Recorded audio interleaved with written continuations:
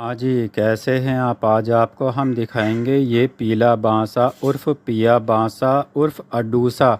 इसे इन नामों से और भी कई नामों से जाना जाता है। यह खांसी के लिए बहुत ज़्यादा प्रचलित पौधा है।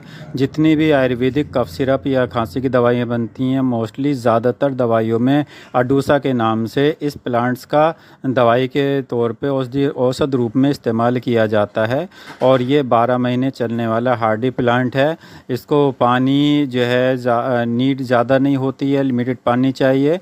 आप भी ऑर्गेनिक तरीके से पेड़ पौधे फल फूल सब्जी लगाइए और केमिकल से बचिए, लोगों को केमिकल से बचाइए। अच्छी लगे मेरी वीडियो तो इसको लाइक करें और दूसरों को शेयर करें। कुछ कहने के लिए कमेंट करें। मेरे चैनल पर नए तो इसको सब्सक्राइब करें।